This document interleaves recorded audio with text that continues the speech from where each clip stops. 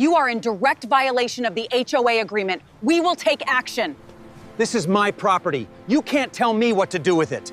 One, nobody ever expects their biggest problem to come from the place they call home. But in Beverly Hills, where luxury hides behind gates and silence is worth more than gold, even the most expensive mansion can turn into a battlefield. This story begins with a man who moved into one of those ultra-exclusive hillside estates. A property so large it didn't just sit on land, it owned the view. Glass walls, infinity pool, private driveway that curved like a movie scene, and a skyline that looked like it was painted just for him. Everything seemed perfect until the HOA letter arrived.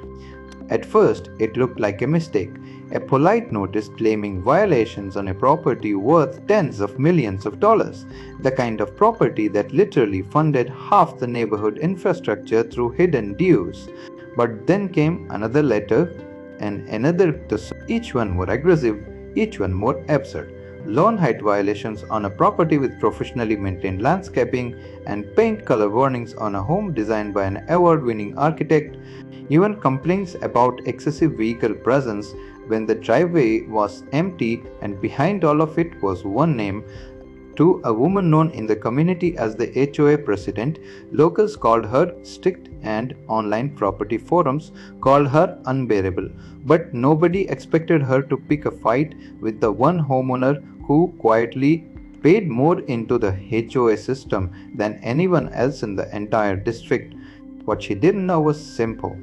She wasn't just enforcing rules on a resident, and she was targeting the silent backbone of the entire HOA budget. And when she decided to escalate things, she unknowingly triggered a chain reaction that would shake the entire neighborhood to its core. Because this wasn't just a complaint story, it was about to become a legal, financial, and reputational collapse so precise it would feel like revenge was engineered on purpose. And the most shocking part, the owner never raised his voice once. He didn't need to. What he did instead would quietly flip the entire power structure of the HOA upside down. 3. The story begins with a silence that only wealth can afford. A Beverly Hills hillside mansion stood like a private monument carved into the skyline. It wasn't just a house, it was architecture meant to dominate attention without asking for it. Glass walls reflected the sky during the day and turned into glowing geometry at night. The infinity pool seemed to erase the boundary between property and horizon. Every inch of the estate had been designed with precision, not decoration. The man who owned it was not new to luxury. He had lived in cities where wealth was loud and attention was dangerous. Yet he chose this place for one reason: privacy disguised as community living. And the HOA promised order, structure, and protection of property value. What he didn't expect was personality politics hidden behind architectural rules. The first notice arrived quietly, a clean envelope, professionally printed, placed like it belonged. It referenced minor violations, landscaping inconsistencies, exterior alignment concerns. Standard HOA language that usually meant nothing serious, but something about it felt off, because the property it was addressing wasn't ordinary. It was maintained by a full-time professional estate team, inspected weekly, and designed to remain flawless under any municipal or community guideline. Still, the tone of the letter suggested authority, not suggestion enforcement. Days passed, then another letter arrived. This one was more detailed, more specific, and more aggressive in tone. It referenced paint compliance standards, even though the mansion's exterior was custom approved before construction. It mentioned structural visibility issues despite the property being shielded by natural elevation and architectural zoning clearance. It was as if someone was searching for problems where none existed. 4. The homeowner didn't respond immediately, not out of fear, but observation. He had dealt with systems like this before. Power structures often reveal themselves when challenged by silence, rather than resistance. Meanwhile, inside the HOA board, a different dynamic was unfolding. The president of the HOA was a woman known for her control-driven leadership style. She believed order equaled discipline and discipline required enforcement. In her mind, The community's beauty was a result of strict oversight, not natural luxury. And then came the third notice. This one escalated everything. It included formal fine amounts, penalties attached to non-compliance behavior, deadlines for correction of issues that didn't actually exist, and beneath all of it, a tone that suggested personal irritation rather than administrative duty. This wasn't policy anymore, this was targeted pressure. What the HOA president didn't realize was the financial structure of the community itself. The mansion she was targeting belonged to one of the largest silent contributors to the HOA budget. Not just dues, but infrastructure funding, emergency reserve input, and development contributions that were never publicly discussed in meetings. The system was built so that high-value owners quietly stabilized the entire neighborhood economy, and she was now issuing penalties to the very foundation of that system. Still, the homeowner did nothing publicly. Instead, something began happening behind the scenes. Legal documentation requests were initiated, financial contribution histories were reviewed, board meeting records were quietly analyzed, and every fine, every notice, every escalation was being logged, not reacted to. Because this wasn't about anger, it was about understanding a structure, and once structure is understood and it becomes predictable. Meanwhile, the HOA president interpreted silence as weakness, that miscalculation would define everything that followed. 5. As the letters continued, so did the tension building inside the community. Contractors whispered about unusual scrutiny, and staff noticed increased inspection frequency targeting only one property. Even neighbors began to sense something unusual, though none of them understood the scale of what was unfolding, because beneath the surface of luxury and landscaping disputes, and a financial imbalance was about to be exposed. And the person enforcing the rules had no idea she was standing on unstable ground. The next escalation would not come from emotion, it would come from systems, and systems, once activated properly, don't argue, they correct. The silence from the mansion continued longer than the HOA president expected. In her experience, silence usually meant intimidation was working. Most homeowners, even wealthy ones, eventually reacted either emotionally or defensively. That reaction was what she relied on to reinforce authority. It confirmed control, it justified escalation, but this time nothing came back. No complaint, no heated response, no legal threat, just silence. And that silence slowly began to irritate her more than any argument ever could. So she escalated again. The fourth notice was no longer framed as a warning. It was structured like a formal financial penalty system now, and additional fines were attached to what the HOA labeled continued disregard of community standards. The language became sharper, more personal in tone, even if still masked in bureaucratic formatting. Internally, it felt like pressure building behind glass. What she didn't realize was that every single document was now being archived outside the HOA system as well. Because the homeowner had finally started moving, not visibly, but structurally. 6. Behind the scenes, a full financial audit was quietly initiated through independent legal channels, not against the HOA in an aggressive sense, but as a routine verification of dues, allocation, and reserve fund usage and compliance reporting. The kind of audit that technically required no accusation, only curiosity, and curiosity, when funded at the level of Beverly Hills real estate, carries weight. Within days, inconsistencies began to surface, small at first, delayed reporting cycles, slight mismatches between collected dues and allocated maintenance budgets, vendor invoices that didn't perfectly align with scheduled community work. Nothing illegal on its own, but enough to suggest that the system was not as transparent as it appeared. And then came the most important discovery: but a significant portion of the HOA's operating budget, nearly unnoticed in public discussions, was being stabilized by a handful of high-value contributors. Among them, one property stood out far beyond the rest: the mansion under scrutiny, the same mansion receiving fines, the same mansion being treated as a compliance problem. was actually the single largest financial supporter of the entire community structure. That fact alone changed everything because it meant the enforcement actions were not just unfair, they were structurally risky. But the HOA president didn't know this yet, so to her, the situation still looked like a disciplinary case and a wealthy homeowner refusing to acknowledge authority, someone who needed to be handled to maintain consistency across the neighborhood. So she made her next move. A formal escalation notice was prepared, reviewed, and circulated among board members.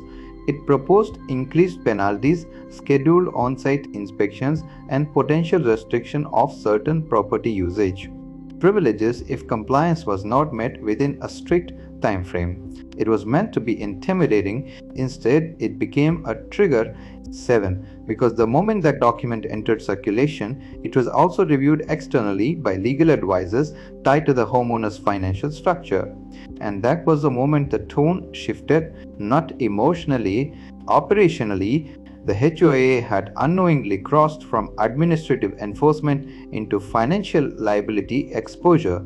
And meanwhile, the neighborhood itself remained visually perfect, lawns trimmed to precision, gates polished, silence maintained. No one outside the board had any idea that beneath the surface a structural imbalance was forming.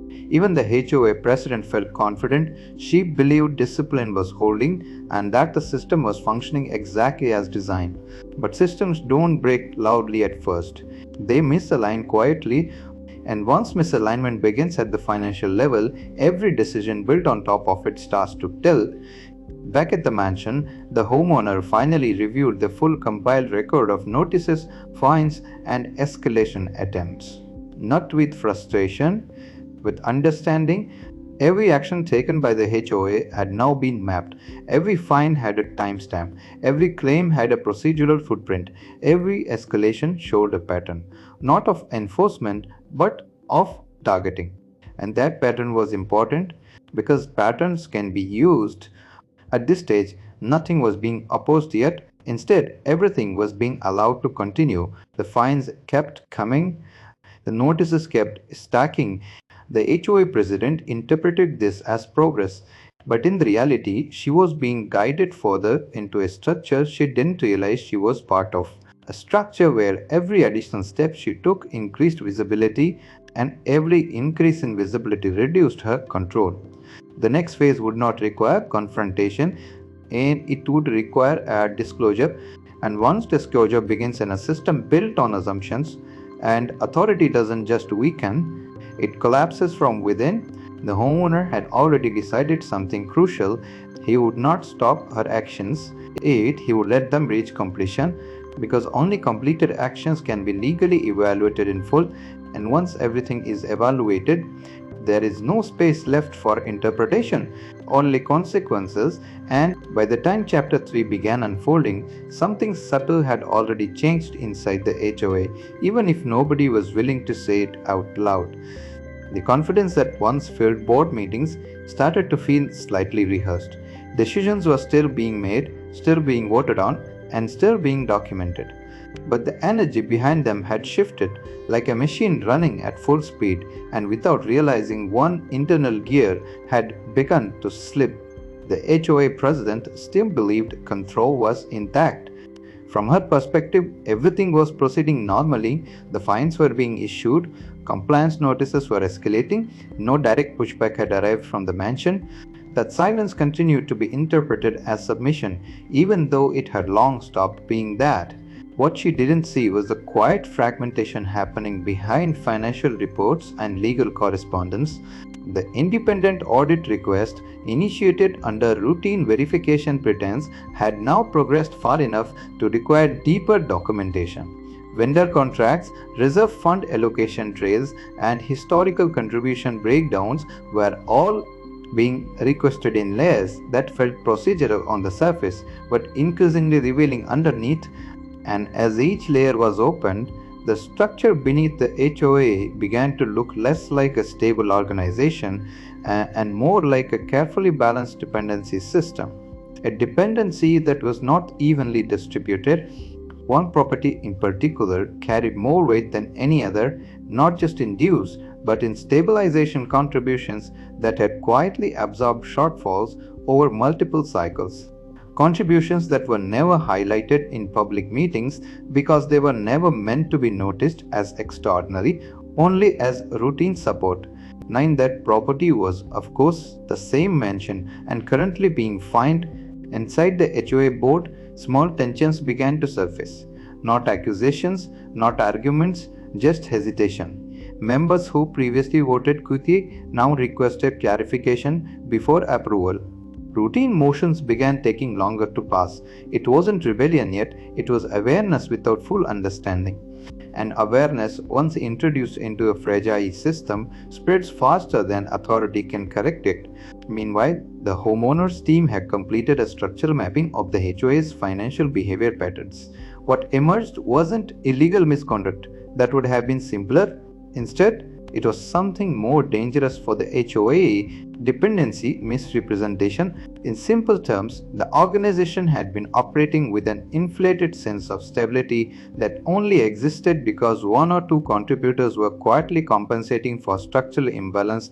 Remove or disrupt that contribution, and the entire system would need immediate recalibration, and now that contributor was being penalized repeatedly. The irony was no longer subtle, it was mathematical. Still, no confrontation had occurred. No legal action had been filed against the HOA, no public challenge had been made, and that restraint was intentional because the more the HOA acted independently, the more evidence it generated on its own. Every fine issued now added to a timeline. Every escalation strengthened a record. Every assumption of authority created a clearer map of overreach, and inside that mansion, the homeowner remained calm, not passive, controlled, because the next stage was not about stopping the HOA, it was about allowing it to fully define itself. And once an organization fully defines its own behavior under scrutiny, it no longer needs to be accused and it only needs to be reviewed. 10. The system was now entering its most fragile phase, the moment where confidence still exists but is no longer supported by certainty. And that is exactly when systems make their most irreversible mistakes. By the time Chapter 4 began, the HOA president was convinced she was finally gaining the upper hand. In her mind, authority was a matter of consistency. If rules were enforced without hesitation, eventually even the most resistant homeowner would fall in line. The mansion, with all its silence and absence of response, had become her personal example of discipline in action, and a case she believed she was slowly winning. So she escalated again. This time, the notice was more formal than ever. It referenced repeated non-compliance patterns, community standard disruption, and introduced a significantly higher penalty tier, and it also scheduled a mandatory compliance review and inspection that required detailed documentation, access to the property's maintenance logs, and exterior compliance records.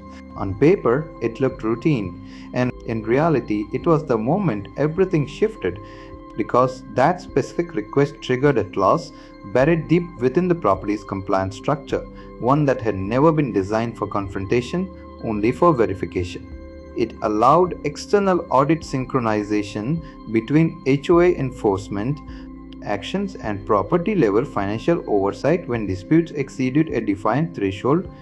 No one on the HOA board had ever reached that threshold before until now, and the moment it activated, the situation stopped being a neighborhood disagreement. It became a documented financial escalation event. Inside the board, confusion started to spread quietly, not panic yet, but friction. The inspection requirement suddenly came with additional administrative obligations the HOA had not anticipated. Third-party verification requests and compliance justification reports, audit trail extensions. 11. Every step they took now created more paperwork than authority, and for the first time, the system they controlled started reflecting back on them. Meanwhile, The homeowner's legal and financial representatives received full visibility into the escalation trigger being activated, not as a reaction but as expected confirmation, because that clause had been deliberately structured into the property's governance design years earlier, specifically for situations where enforcement exceeded proportional reasoning. In simpler terms, it ensured that authority always had to justify itself when pushed too far. And now justification was required. The irony was beginning to surface internally within the HOA, though no one was yet willing to articulate it. The fines they believed were tools of discipline were now generating procedural obligations they had not budgeted for in time, manpower, or administrative capacity. Every new enforcement step increased operational strain, and the mansion remained untouched, physically and emotionally unaffected, continuing its silence as if observing rather than participating. That silence now felt different to the board members, no longer submissive and no longer passive. It felt structured, intentional, like something was waiting to conclude itself. The HOA president still pushed forward, insisting on compliance urgency, but even she began noticing subtle resistance, not from people but from process, delays in documentation, approvals, and requests for clarification from legal reviewers, questions she had never been asked before about procedural justification. For the first time, she wasn't being obeyed automatically, she was being reviewed, and that shift, almost invisible at first, marked the beginning of a loss of control, because authority only exists when it moves faster than scrutiny, and now scrutiny had caught up. 12, the fine she believed would pressure the homeowner, had instead opened the system that required her actions to be measured, explained, and validated in real time. What was meant to enforce discipline was now enforcing accountability, and accountability, once activated at this level, does not pause.